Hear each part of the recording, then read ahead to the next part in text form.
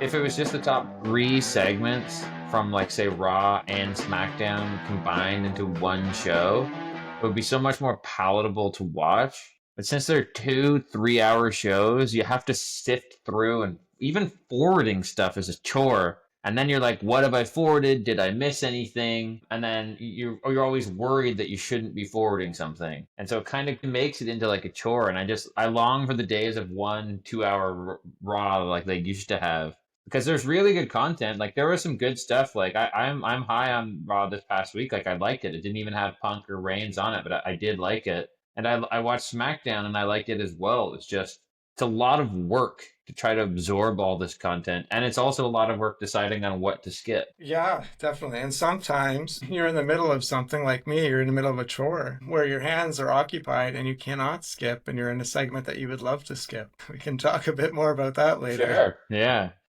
There's also the element of your wife being like, "You're watching this again?" I actually I watch some of it when I'm doing chores, and then before this meeting, eating lunch, I just put on like the TV to kind of refresh my memory as to what actually happened, and if I was really aggressively cleaning something and missed a certain spot, then I can rewatch it and see what happened. What makes it even worse for me is the return of baseball, which I remember this now every year. It's just like baseball's on every day. I'm like, oh my God, I have another appointment tonight at 6:40. Like, I can't keep watching this. This is just way too much TV. So like now I don't have time for any other shows other than Raw and um, SmackDown and MLB, and it's a lot of television. Yeah, your other Doesn't other seem half like it probably because it's a does. live event, but it's Yeah, TV. it's TV, and that's yeah, it is a lot. And actually, technically, it's not even live now when we're watching. We're just watching a Netflix show. Before we start on Raw, can Yeah, we quickly, did you see the segment from SmackDown, maybe on YouTube, of the contract signing? I did. Yeah, I saw the thumbnail all weekend and then didn't watch it until yesterday. Start. I liked it for some reason, and it might be because we've been reviewing Raw, and it's kind of like a chore. So I have a lot more respect for other podcasters that are doing this. But like, I seem to be enjoying SmackDown more, and I think it's because I can just watch it and not be like so focused on it. But like overall, I thought the show was really good. I'm really into LA Knight, Braun Strowman, and Jacob Fatu's feud. I think it's super super cool for the U.S. title. But the main event, I guess I'm encouraged that there's more story coming. So it was like Paul Heyman said that, Punk was checking the fine print, and Paul Heyman said that they're going to close the show. And I mean, Raw, we heard that Cena and Cody are going to close night two. So they've established the main events now for each show. The triple threat match on night one. I assume we'll get Gunther and Jay as well on night one. Cena and Cody on night two. And so overall, like, it was a good segment. I mean, Roman's coming out, seems to just be putting his feet up. He's so over. It doesn't seem like he needs to do any work.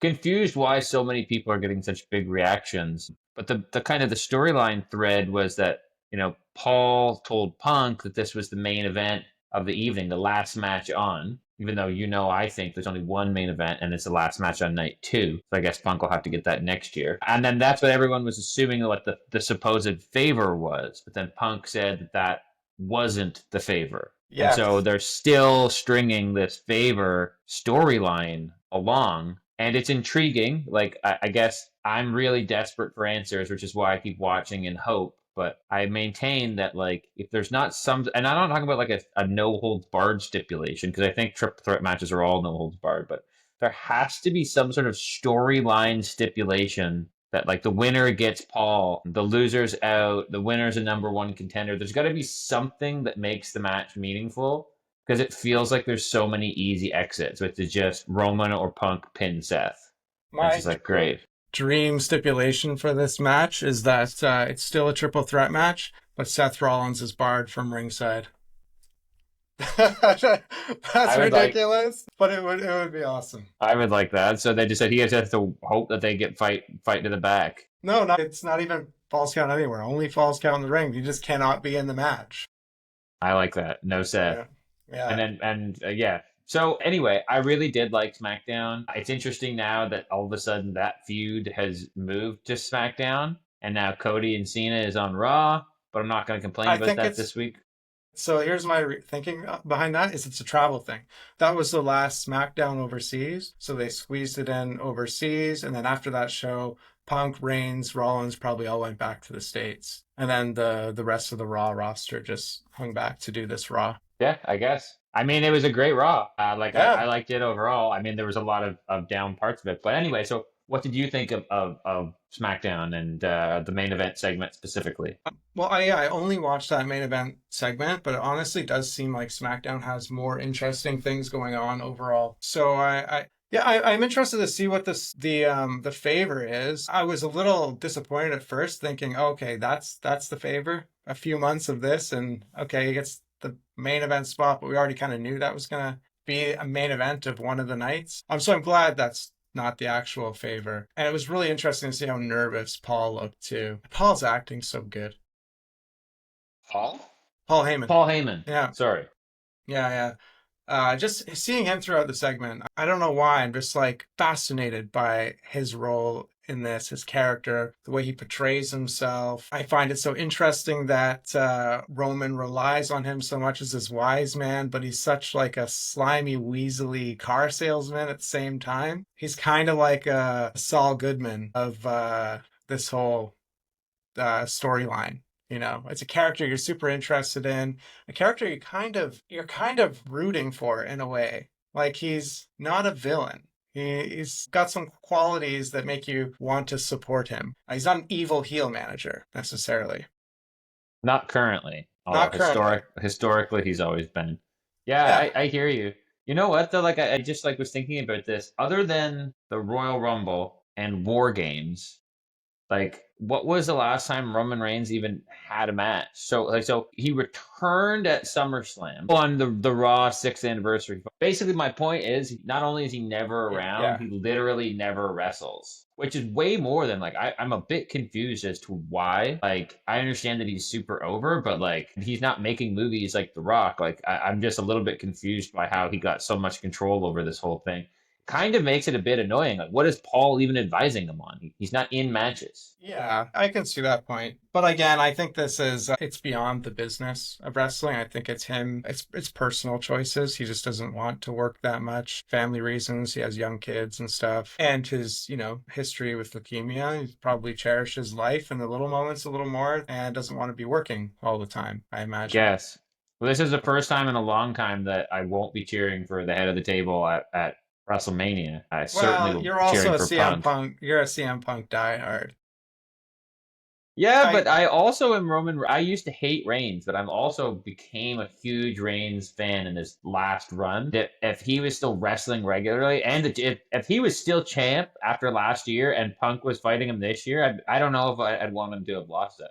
I never wanted him to lose it to Cody at least. So like I hear you. I probably would be cheering for Punk, but at the same time, like he's the head of the table. Yeah, I think also him not wrestling and not appearing as much. It's the scarcity effect, right? So people tend to be more enthralled with those kind of, I guess, appearances. Yeah, yeah, I agree, but it's they're overdoing it. So like it's he was just the champion, and now it feels like he's never in a match.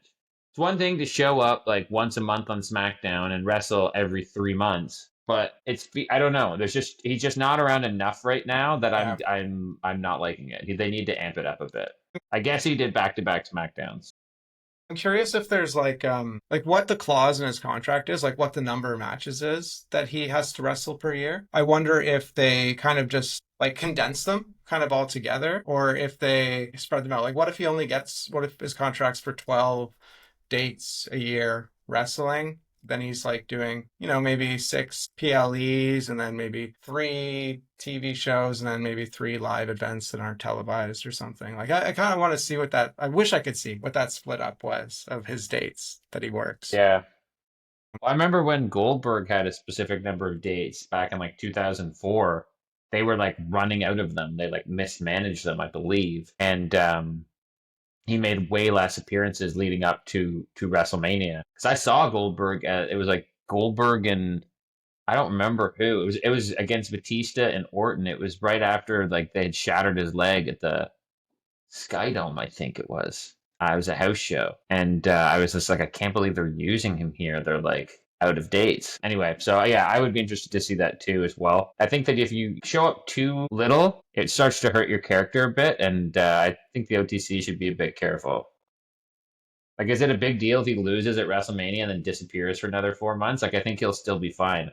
I think Punk's got much more momentum heading into it. Like, he can't Yeah. really take a loss. Like, Seth can, and then Roman can second, I think. Yeah, exactly. Yeah, I feel you're right. Punk probably has to go over at this. And it's weird because Punk's the older of the two, obviously, and he's working more dates and he's on TV more. And, traditionally you want to get the younger talent over, but Roman is so over that you don't need to do that. And they're both good guys, so it's, the WrestleMania happy ending is still there either way. But yeah, I think they'd have to go with Punk on this one. Punk's 46 and Roman's only 39. That's what I mean. Like, Punk has selected dates too, but like, he still enjoys it.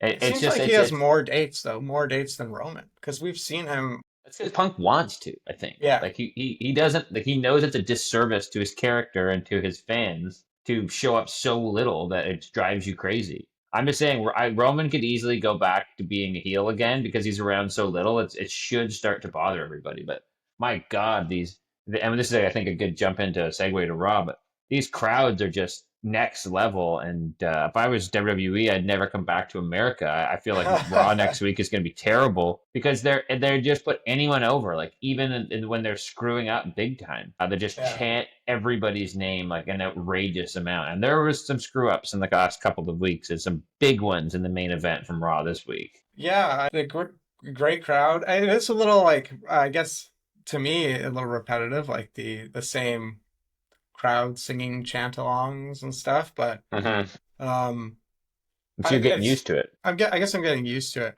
But yeah, it'll be a very stark transition when they're in Minneapolis for the next Raw or something.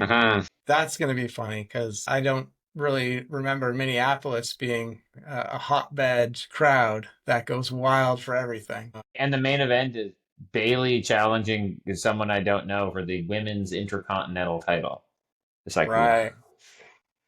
not a ticket seller, that one. But I do hear that Grande Americano is on that show. He will be because your boy Chad is sick again. Yeah, poor guy. He can't wrestle in Minneapolis. Yeah. But so, I mean, we started again for a third week in a row with Cena. I was so nervous. I was immediately very, very nervous, yes, that it was going to be the same segment again. And I panicked a bit, but overall, that's not really what it was. I actually quite liked the segment. Mhm. I feel like it finally got past as John versus the fans and more to Cody versus John. And there were some really deep cuts, and I got some quotes, which I think are pretty funny. I'll read back to you. But it felt like Cody was leveling the playing field. It finally mentioned The Rock, Mhm. and it kind of gives you a path forward a bit. We're only it's only two Raws away from this, the seventh. Yeah, we're only 2 Raws away. Yeah. So I'm gonna guess The Rock is gonna be back. Got to be next week because he's gonna want to make sure that he's advertised for it, and he's gonna obviously be there. So it's created some intrigue, and I did not feel like it was a repeat, the same thing again for the third week. I felt it was fresh. I did too. Same feelings. I feel like we got more of a why out of this. Why John Cena did what he did. I also feel like Cody did a great job holding his own on the mic with Cena too. Overall, I thought both guys cut awesome promos. I was thoroughly entertained during this segment, and also glad that there was some physical contact finally. I felt like they built so much anticipation there that a one move thing had a big payoff in this scenario. I think it did them well. I was a little bit worried they were going to mess it up. Yeah, I was too.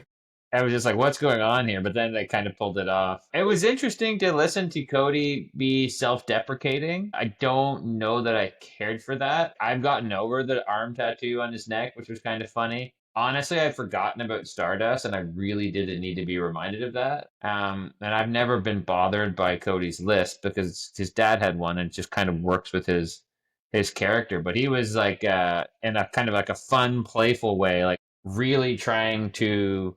I don't even know what. Just like I think he was let the trying. fans know he knows all of those things. Well, I think he was trying to show, like, try to take easy targets away from John Cena. So he was just trying to take the low hanging fruit away from him. I don't know. I think it worked because then we got to some deeper stuff. I don't think it would have made as much logical sense going right to the deep cuts if the low hanging fruit wasn't addressed first. Fair enough. You think maybe even in like the pre-planned phase, they were just like maybe they didn't even talk so much about how they were going to bash each other and kind of challenging each other in the back. Be like, I'm going to tear you apart.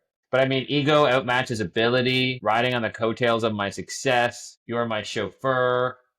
Your ego is out of control. You have to be authentic in this business because they can see through a phony. Like so, a bunch of crazy stuff. He also said, Cena said, Cody gives us a generic mix of every superstar he's ever loved, TV show he's ever watched, and some big confused blob makes you look like a 16-year-old kid taking acting lessons who is afraid of public speaking. The sociopath, nepotism, baby. Cena was great here. Like I really liked it. And there was Cena chance too. Like there is still Cena chance. There are people that still are rooting for his success. Yes, this is I know last week we were kind of disappointed that they did the same thing over and over, but this match is so interesting to me. I don't know what direction they're going to take it. They could go either way here. I kind of feel like it would do the company a disservice to put Cody over Cena. I think Cena has to win. I think it would just be so much more interesting. But it's also WrestleMania, and having a heel and arguably like he's probably the biggest heel in the business right now. Winning the main event of WrestleMania is like unheard of, right? So this is a tough one. Agreed. I really don't know what they're going to do. You'd think that they're going to have a rematch at SummerSlam. And it sets up the loser to win the King of the Ring, possibly, to get that rematch. Did you hear Cody say there was more dick in that promo than in your jorts? Yeah. Jean shorts, if you don't know what jorts are. Also, what about Cody with the Vince reference? Yeah, that's interesting. That was when they obviously are not afraid to do that when the time is right. Punk did it with Seth, and now Cody's. You got to use it right? And then some more interesting stuff like you're still my hero, but you're also a piece of shit. And then there was a piece of shit chant, and then it got even weirder, man. They started talking about AEW. I make empires for billionaires. All you've ever done is steal money from their kids. Is that a Tony Khan reference on Raw? Well, What was that? They've done a couple. I guarantee you Tony Khan thinks it is and was flipping out when he was watching it like a fanboy. Yeah, 100%. No, they've done a few of those. And even Cody referenced, he did a AEW dig earlier. Well, not a dig, talking about getting booed in a company he helped create. AEW reference. And then again, yeah, this John Cena line, an AEW reference. Kind of interesting. Why are they doing that? I don't know. Because everything you hear online is that they're like trying to like cut off all the talent from AEW with these WWE ID titles and the partnership with TNA, but they like keep making these like subtle references. Is that for like people like you and me that read the dirt sheets and don't watch? Maybe that's what it is. Because they're finding ways. Maybe they're seeing that people like you and I aren't tuning in as the same as like the 12 and 15-year-old and families that do. So they're throwing little things like that in there for us to keep us around. Maybe. I don't think there's anything wrong with it. It made the promo interesting to me, but I don't know how that would translate to somebody who doesn't know about AEW.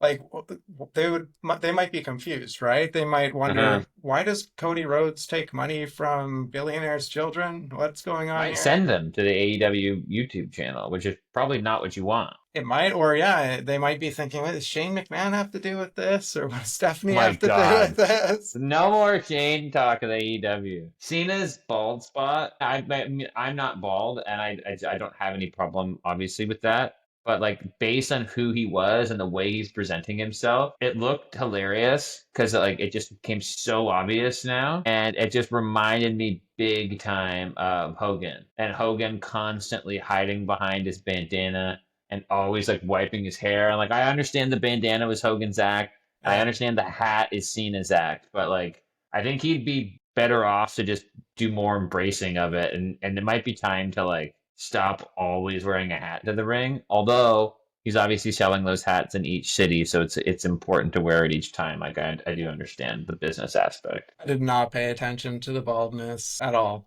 this time, so How could you miss no it? comment. No comment there. Well, that was the opening segment. I thought it was good. It was the third week of Cody in a row. I do think they need to reincorporate The Rock. By next week, we're only going to be 2 weeks away from WrestleMania. The story is good, but it needs some sort of new like stretch to it. Like I assume The Rock is going to like announce himself as the guest referee or something, Oof. or the enforcer. Surely he's going to be at WrestleMania, Yeah, even though he's yeah, clearly not having a naturally, match. 100%. Well, hopefully we find that out next week. So after this, the next thing I saw was the New Day. I don't know if you watched any of that. I made some comments. This is the one where I got stuck in the sink, washing dishes, hands are wet. I can't Uh, change it. I can't fast forward. And I wanted to because again, everybody knows this. No interest in the New Day, and especially no interest in the new catch. My goodness, what swamp were they fishing for when they caught these two Brits? Oh man, this tag, like I don't know who Tyler Bate is as a casual fan. He just came out of somewhere. He looks like the server I had at a restaurant a couple of days ago with like the whole mustache thing and like the hair. I mean, it's who is this guy? Who is this tag team? What is this match? It's so boring. How are they need to do something with the New Day, hide them for a while and bring them back. This is not working. They are not over his heels. Nobody cares. The crowd was silent when they came uh-huh. out, and then the new catch from being from there, the crowd also didn't care. I mean, I guess they're trying to give Pete Dunne and I forgot already Tyler The Bate, server. the Beat down in server. the server. They're trying to give them like a hometown show and stuff that they're not even going to go over in, and nobody really cares. I just feel like this segment just fell flat. And we can talk about the end when New Day's leaving afterwards. But the match was boring. I don't like any of the styles here. I particularly don't like Pete Dunne's style of this joint manipulation because it's overdone with him. Sure, it might look good, but it's just not interesting. I don't know. I hear some people in the crowd, like when he does like a finger thing where he pretends to hurt somebody's finger, some people in the crowd are like, ooh, he did nothing. Nothing happened. He just held the fingers and stomped on the ground, and you people think something is happening here. It's just very uninteresting, uninspiring. I don't have. You've captured everything. I agree with everything that you said. I made a couple notes. You touched on all of them. I'll just read this one. This match looks so ridiculous, I couldn't possibly watch, and thus I fast forwarded. The next thing I got to was Gunther versus Well, hold Jimmy. on, hold on a sec.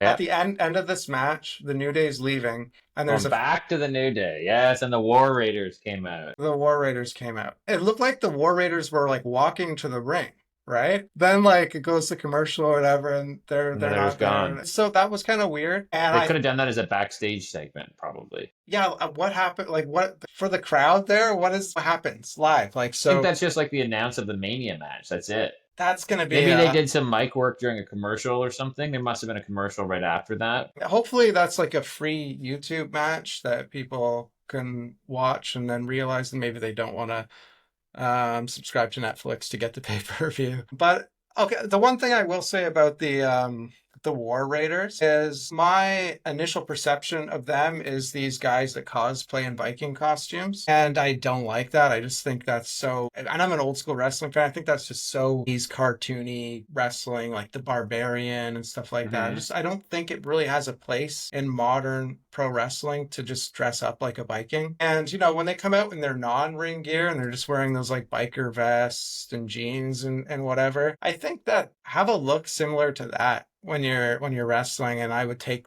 the tag team division a little more seriously than you guys coming out and pretending you're Vikings. I can't watch it. I just can't. It makes me feel like I'm watching a really bad Viking movie or something, or a Viking documentary on Netflix because they're trying to capitalize on one of the million Viking shows they have on there. Yeah, they I don't blame you. I guess that's what we're getting at Mania is New Day versus War Raiders, hopefully on the pre-show. At least they're two teams that are actual teams and not just single stars put together that have their own entrance music and have their own names. I feel like that's a step in the right direction. But I agree. I mean, my God, these teams in this match couldn't have less momentum, or it seems terrible. Certainly not. That wouldn't warrant a spot on a classic WrestleMania. But I do think it has more potential than just throwing two other random teams in there and making it a fatal four way like they always do. Yeah, for sure. That hopefully it's just these two teams. And before we go to Jimmy and Gunther, there was like an ad for Hall of Fame this year. This was also advertised last week too. Austin Brett, the first match inducted into the WWE Hall of Fame this year. I think that's kind of cool. What do you mean? So The the first WWE, match. the Hall of Fame, they're gonna have a matches wing as well, like Hall of Fame matches. Mhm. And the first match that they're inducting, wrestling match they're inducting into the Hall of Fame, is WrestleMania 13, Stone Cold Steve Austin versus Bret Hart. So both Wow. Austin and Bret Hart will be accepting a match induction.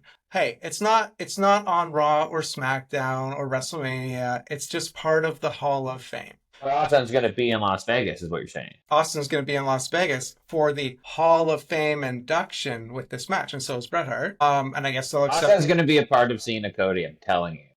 So this match Hall of Fame thing like a cover for that? Do you think? Because they're like, oh yeah, of course, Yeah, maybe. of course, Maybe. Austin's going to be in Las Vegas. He's accepting his Hall of Fame match induction. This is our first year doing the match inductions. Kind of interesting. Well, there's all that. Yeah, I mean, that's what I mean. So, like, and yes, I think so. Yes. And of I course, think the he'll match induction in the Hall of Fame is ridiculous, and the Hall of Fame is a complete joke, and it's just a business tool, and they don't take it seriously at all. And they have a chance to reinvent it and make it into something proper, but like it's just the Hall of Fame. I don't even watch the Hall of Fame. It's a total joke, and inducting a match now is ridiculous. Yeah, we're going to induct the 1986 Mets versus Red Sox series into the Hall of Fame. What? But anything that you can do, anything that involves Stone Cold and Brett is great.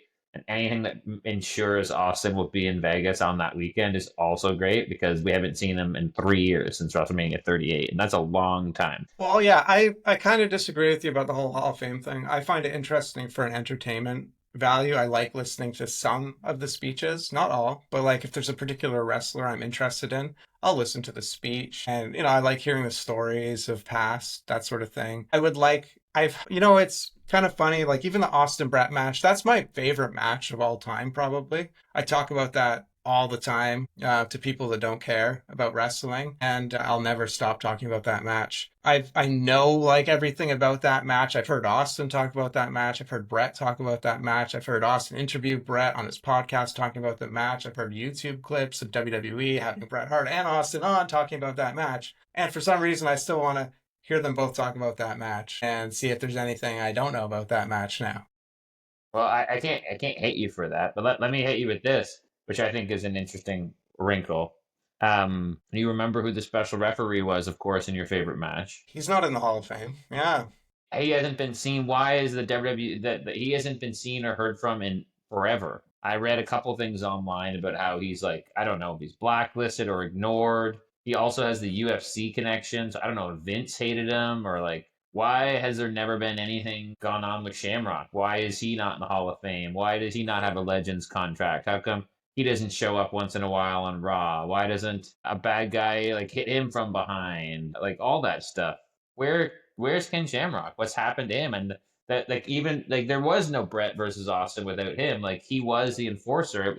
He was like his debut, wasn't it? Yeah, it was. That was the genesis of Shamrock in the WWE. I don't He know. was the one who stopped it. He stopped the match. He was in TNA as well for a while. And he was just there recently, like within the last couple of years, performing. He's in great shape. He has not stopped putting the work in. But there is something behind the scenes that we don't know about there. I've listened to him on podcasts, like Don Fry and Dan Severn have a podcast, and he's been on it. He's been on like the Jackson podcast with Rampage Jackson as well. And yeah, I think he seems a little confused as to why they haven't brought him back as well. But he thinks it was because they wanted to push him, but he wasn't sure he was staying. He was when he was in WWE, he was thinking about going back to the UFC again, which he eventually did. And they were wanting to push him, but he wasn't wanting to commit. And I think that kind of caused a bit of a rift between I mean, it was him and the company. 25 years ago, and Vince is Yeah. no longer in charge, and Triple H is. So you'd think that maybe. So who knows? Maybe this is a chance to do something different. I mean, they could induct him this year still. There's still time. Maybe that's being They, thought of. yeah, I hope they induct him. I like It's a it. big name. It's a big name and someone that I don't know deserves to be kind of brought back into the fold. Unless he did something horrible we don't know about, but that does not seem to be the case. Maybe he just Yeah. ruffled some feathers, and they're feathers that are still in the executive suite at the company. Yeah. Okay, well, let's keep rolling. We still got a decent amount of Raw to get through. It was a long show as usual. Did you watch Gunther versus Jimmy? I did. I did watch it. Fairly Yes. wild.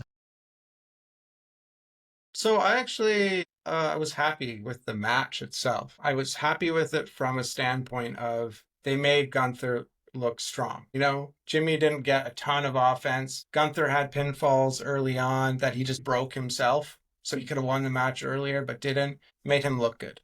Well, you know, it wasn't a great match, like crazy match or anything. They didn't need it to be. There was a point where I actually thought, because sometimes every once in a while they do this. When Jimmy hit the superplex and then the splash, I was just like, it would be such a crazy twist to the story for Jimmy to just like all of a sudden beat Gunther like very quickly on a non-title match after Jay has not been able to beat him, and like all of a sudden Jimmy being like, this should be my title. I don't know. Like I was just like, is this happening? As I was like kind of into it. I was just like, I that would didn't. be Yeah, crazy if that that happened. would kill Gunther because Maybe, but maybe he's had not. a bad couple of weeks too. Sheldon Benjamin beat Triple H 2 weeks in a row. Yeah, that's true.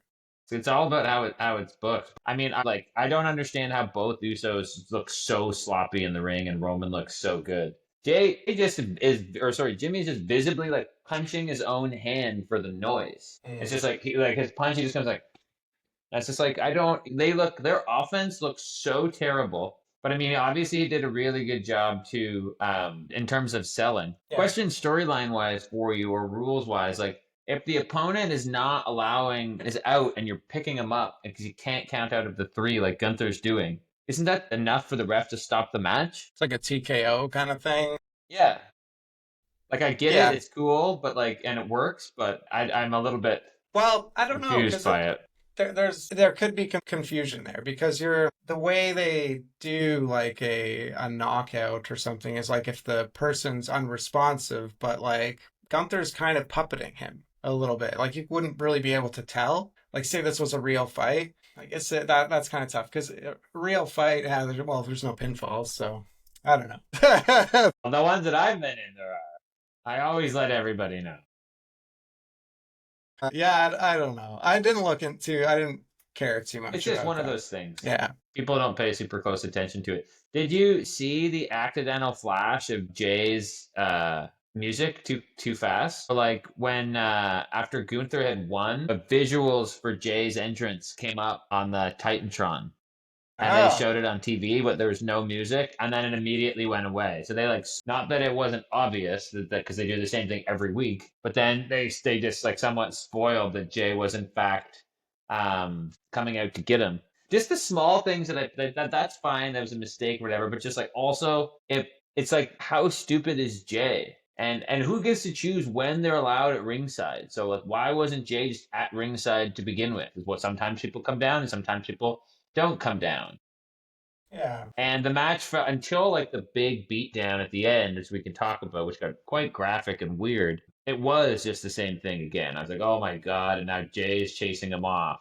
But then Gunther comes back, zip ties him to the rope, and then just destroys Jimmy, which I don't know what was going on. Was that a real cut? Or like what happened to his head? That was gross. So when he was initially doing the, after match sleeper hold stuff and then got chased away by Jay again, or actually fought Jay a little bit, I was a little nervous. I thought they were going to do the same thing again. And then when he retreated into the audience, I was like, wow, I can't believe this. For one thing, he's fighting off two baby faces, so he looks stronger than them because he can handle two, even though he is retreating still. And I was like, wow, I can't believe they're going to end like this. And I was so happy when he came and nailed Yeah, them the from bloody behind. beatdown. Destroyed Yeah. poor innocent Jimmy, who doesn't But even I, have a WrestleMania match. I called this. I called this last week. I was like, they need to do something where Gunther just beats Jimmy in front of Jay. Someone's holding him back or something. I was calling that on our last podcast, That's true. You did and call this. Oh yeah.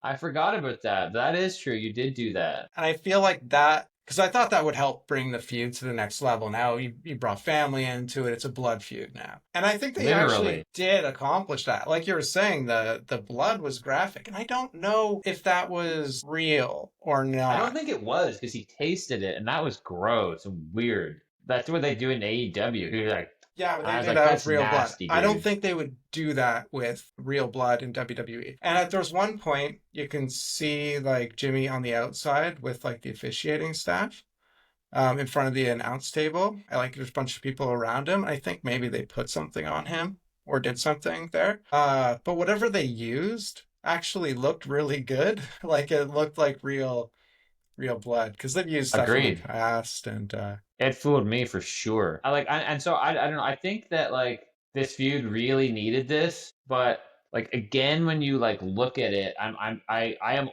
just like I can't stop thinking about like, and I have no problem saying it because this is pretty. I wanted Roman Punk and like Gunther Seth would have been fire, but Gunther Punk would have been too, or Gunther Roman. Those all would have been great. And they've announced both the main event. So now the Royal Rumble winner is fighting for the second title in the company. I'm probably going to open night one. yeah.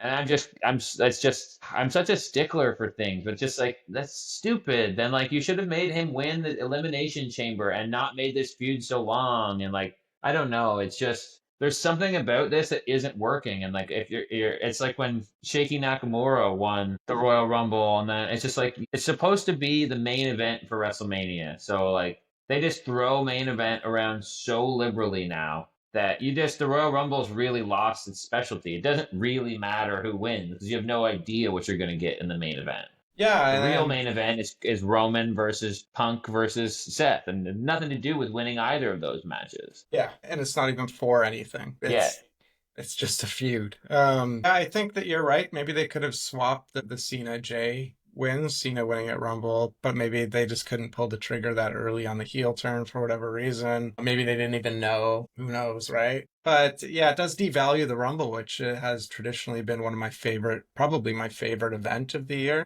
Rumble's kind of going the way of Survivor Series. It's like, ugh. Well, and like the King of the Ring tournament, that's not I like King of prestigious. the Ring again though now because now the winner gets, even though it's just a final four, the winner gets a shot at SummerSlam. SummerSlam's 2 nights now. It's all over the place. Like Mhm. there's no event that's special anymore. There's just parts of it. I feel like I could just watch like once a year 6 hours of the best parts of wrestling with like no entrances and just like the real highlights, and it'd be like the best 6 hours of the year. And they should do that. They should put that production on. But then they would have no advertising sales. Or maybe, who knows? The next thing I watched was Judgment Day against Braun and Penta. Was there anything before that you wanted to talk about? No, I think I'm good there. Yeah, I watched the tag match as well. What'd you think? I find it interesting that they're featuring Judgment Day so much. I don't know what's going on here. It looks like it's going into a fatal four-way territory because, they were previously teasing Finn and Dom and the Judgment Day breaking up, or there's being some tensions between them. Obviously, there's the backstage stuff with Liv and Dom kind of talking about Finn.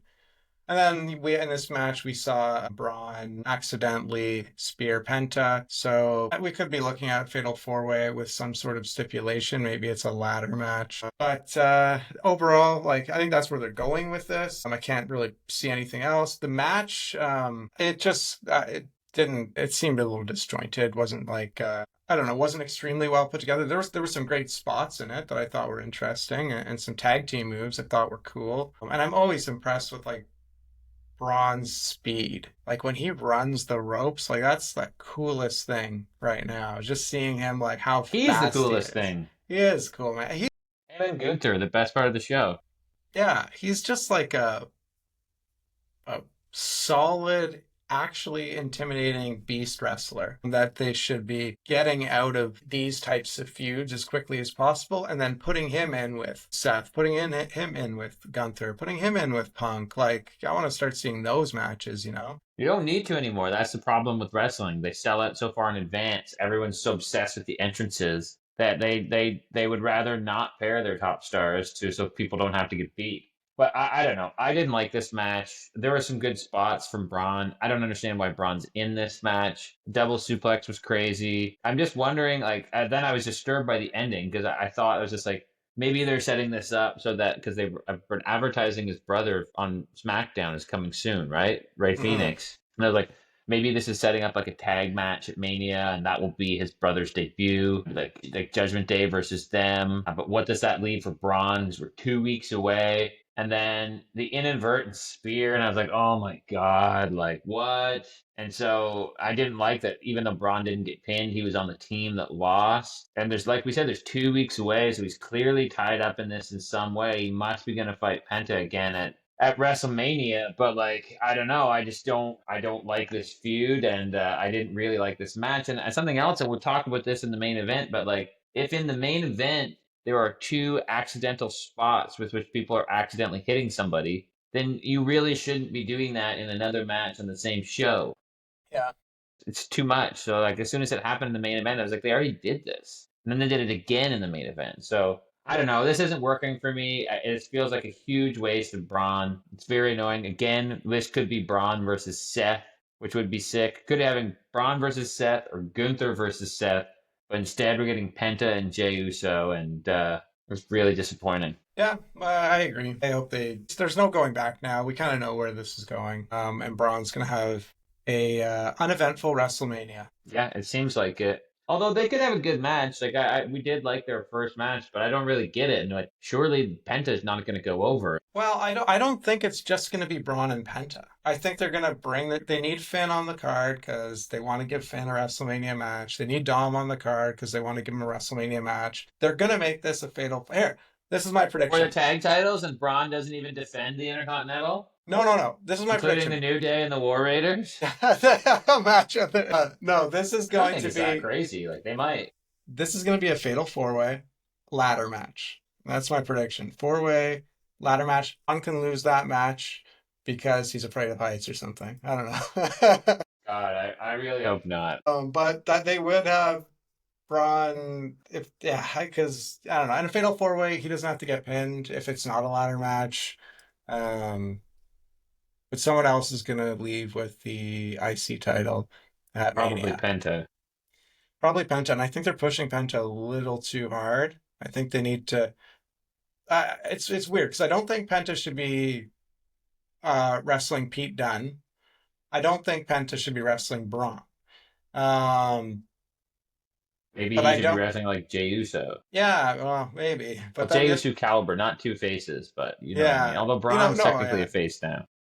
It's just weird. I don't know. They're pushing Penta pretty hard. I don't know how I would have introduced him differently. Maybe I would have waited for his brother and then just had them be a tag team because their tag Hmm. team division needs help and they work great together. And you can put the belts on them quickly, and they can put on some awesome matches and not get overexposed. Well, we'll see if your prediction comes true. You're on a bit of a hot streak for predictions. So then we already talked about Chad Gable and the Americano thing next week and it being in Minneapolis. That I saw that backstage segment.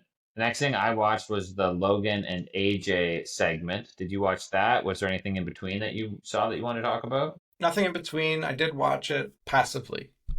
Um, yeah, I'll let you take over on this one. Sure. Well, I mean, there wasn't a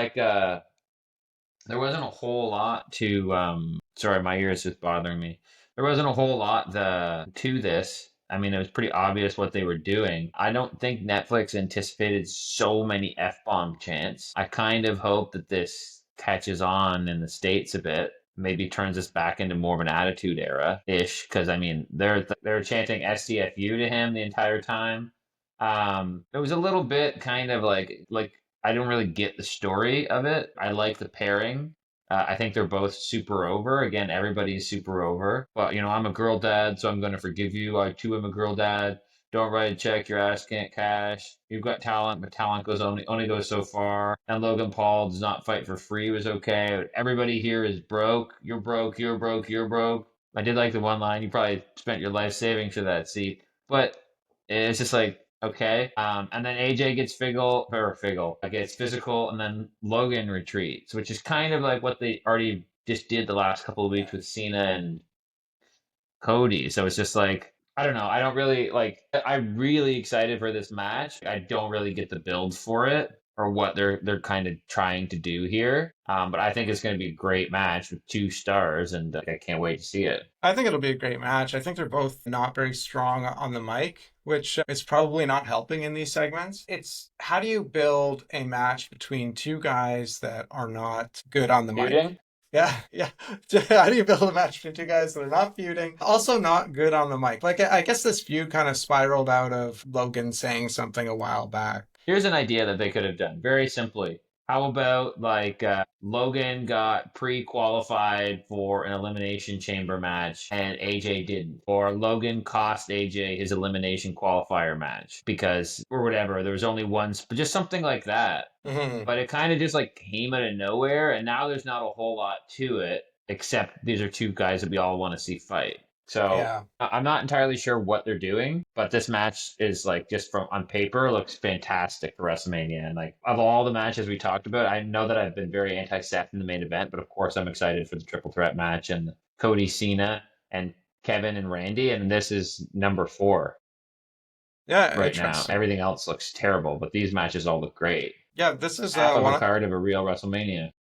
one of those matches that I don't really care about the build. I don't care about the week to week, but I am actually, yeah, I agree. I'm excited for watching it at WrestleMania. I think they'll put on a spectacular show. I think Logan is going to do some amazing things. He's going to pull out all the stops like he always does. He is, I mean, people might hate him, but athletically, you can't deny the guy. He is an athlete, and no pun intended, he's also in his prime, and he's going to put on a great performance. With AJ, you got a He veteran in looks there. old. He A lot of does. close-ups of his face. Oh, He's getting man. up there. Well, he's 47. But That's- to be fair, at that age, he still works really well. I got to give it to the guy. He puts a lot of work in. He's actually like a bigger size now too.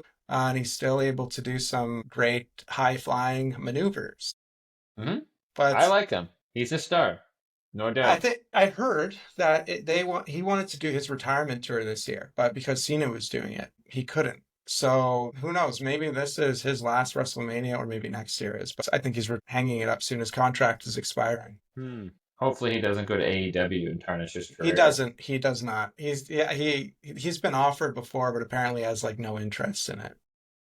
I think I hope he's not going to retire soon. He's still at that good age. Like for wrestling, like you can still like go into your early 50s and be okay. I feel like. Same with Punk. Like I would like to see Punk and AJ around for like another 5 years. I guess, yeah, it depends on just how they're holding up too. They've had, they both have different styles. It probably depends a bit on the style they've wrestled throughout the years. If you've wrestled like if you've been good to your body, or if you're a smaller wrestler, you could probably go longer. Obviously, bigger wrestlers can't. Like, look at Ray still going, right? And that probably has a lot to do with his size and him not doing anything too wild as well. I think Punk and AJ have been fairly conservative. AJ in his TNA days was doing stuff that he probably shouldn't have done, but later in his career, I think he started taking care of himself a little better. Agreed. Yeah. Did you watch the main event? I just watched the ending. At that point, I almost just watched the ending, but I didn't watch the last one, so I wanted to watch the whole match because I felt guilty because the last one was supposedly so good. I was like, I'll watch this whole match. I watched the whole thing. I mean, just terrible. Really? In regards to everything. Yes, I mean, just even then, why was Bianca wearing that weird ref shirt? And that just looked so strange. Why did Shawn Michaels wear the weird ref shorts? Was that what she's supposed to be, Shawn Michaels of the women? I didn't like the Shawn Michaels shorts either. I thought that was super weird. That's not what you told me, but anyways. I just can't get over this stupid Io Sky stuff. She's more focused on doing cartwheels than Mhm. she is in the match. So she's like, it's not even offense. And she missed her drop kick entirely. Like, she seems to be missing so many fundamentals. Everything on my notes are she's so bad. She's the Poisarana gone bad. So she jumped too early and then just falls down and leaves Rhea there, who then has to fall with her. And then at one point, she's like up on Rhea's shoulders and like almost accidentally takes them both off. It's just like, she seems to be so reckless and dangerous in like a bad way, and the match looks so phony. I'm at the point of like, I don't want to see this triple threat. I've been very vocal about how I feel about Seth, but Seth is a very professional wrestler who knows what he's doing in the ring, and Io Sky is a complete joke, and this is just ridiculous. And then the crowd was like chanting for her. I heard EO matches, and I'm just like, what? Or EO's chants. I was like, what are you guys thinking? It's like the crowd is just like doesn't. They're just. It's like a concert to them. And then it was so, I don't know. The whole thing was so weird. EO went to go hit a cross body, and it was countered by a headbutt off the top. So EO comes off the top rope, and Rhea counters with a headbutt, and that was just super silly. And then there was this wild sequence where Rhea picks her up for the riptide, but then Io turns it over to go into like a choke, but Io looks ridiculous, so it's clearly not effective. And then you can just see Rhea look at the camera and she's panicking. So instead, she like goes to like pick her up into a suplex, but then Io can't get around, so then she put her on her shoulder, and then it eventually ends into a razor's edge. And Michael Cole was like, oh, a short-lived counter there by Io Sky. And I was just, I wrote, I'm so nervous Io is going to win. Like, this match is so bad. How is everyone else not seeing what I'm seeing? And then also, this, like, this is bringing Rhea down. There was then the spot where Rhea accidentally hits Bianca, and I don't know whose fault this was, but it couldn't be more obvious that Bianca was preparing for that to happen, standing behind Io, maybe because she's twice her size. She had to, like, duck down to make it seem like it wasn't. And then they did the reverse too, now where all of a sudden Io hits Bianca. And it was just like, what was this? Like, how on earth is this the main event of Raw? And what is this triple threat match? And why is this Io Sky getting this push in this television time? Like, it's just so strange. And then it's even after it was all over, Rhea went to give the riptide to Bianca from the top, but wearing that outfit, it looked so weird. It was so hard, and the riptide looked so terrible off the top. It was just overall an awful match and an awful close to what I thought was otherwise a great Raw. Yeah, interesting. And it ended in a double DQ or something, right? Yeah. So unconclusive finish, and how are they going to turn this into a triple threat? Is Io just going to go demand that she fight both of them at WrestleMania? Is that going to be Probably. her thing? Because that's not realistic. I don't understand why there is so much enthusiasm behind Io. It seems like maybe it's this crowd. Maybe we'll see that change when they go back to Minneapolis. But it seems like people are really into her. And I thought, Rhea and Bianca would be the thing that people actually want to see, the match that people actually want to see. But it does seem like this crowd wants to see Io in the mix too. I So, think they just want to see whatever they're being shown. The rare exception of like New Day when there's no reaction, which I'm confused by, they seem to react to everything. mhm. So if you're going to react to everything, that's what you're going to get. But it's got to be a triple threat at this point in time. It has to be. It is. I guess it's just how are they going to get there? Adam Pearce next week. Gonna call it, or because they have 2 weeks, right? So is Io going to demand it from Adam Pearce? Yeah. What's the They'll fallout probably from this push it match? until it doesn't get decided until like the Raw before. They'll probably do something else next week to muddy the waters. And Maybe then there'll what? be another rematch between them next week. Will this be the opener for night two, or is this going to be somewhere on towards the end before or Cena Cody, or is this going to be night one? I don't know anymore. I would think it would be an opener if it was Rhea versus Bianca, but you'd think they'd try to hide it somewhere with Io in there because it's going to look really terrible at WrestleMania because she's going to mess up like a bunch of spots. She does every time I've seen her, so I don't know why that would be any different. Yeah, interesting. Anyway, overall, I think I gave last week a half a sandbag. Yes, Our scale goes up to 5 sandbags, right? that's what we. That's I think that's what we have. We might change it. Yeah, We so might do. if I'm looking at like the Raws of 1999 and Austin and the beer truck is a 5 sandbag, I'm happy to give this like 2.5. to like All 3. right. I don't think I'd ever give another one again anything above 4. But like I said, I thought it was a good show. I watched much more than I thought I would of it.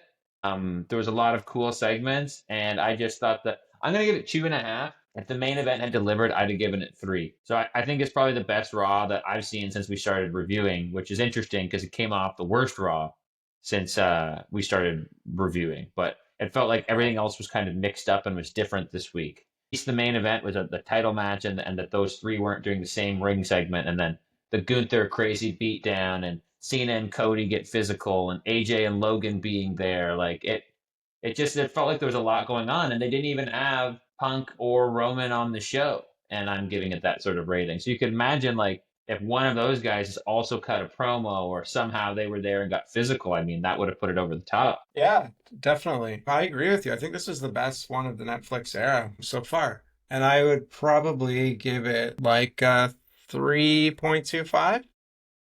3.25.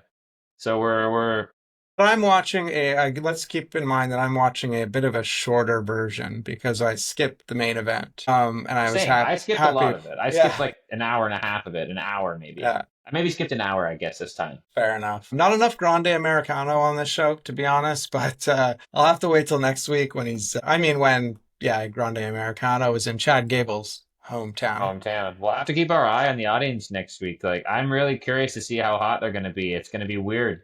It's also back to its regular start time. I go to bed now at like 9:30, so I'm going to have to watch this Tuesday morning. I can't be staying up to 10:30 watching this. Too Yeah, late. fair enough. I'll still Pacific time. I'll still be okay though.